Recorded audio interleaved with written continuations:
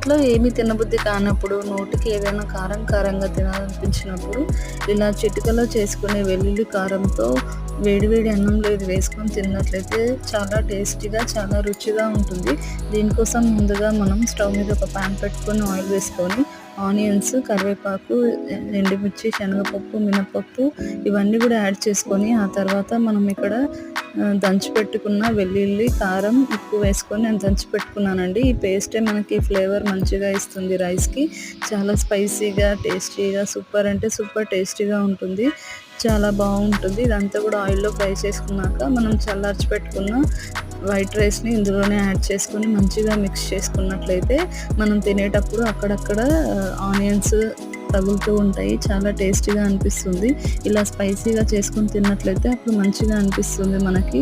నోటికి రుచి లేనప్పుడు ఇలా చేసుకొని తినండి. చాలా టేస్టీగా ఉంటుంది. ఈ రెసిపీ నచ్చినట్లయితే ఫాలో అయ్యి సబ్స్క్రైబ్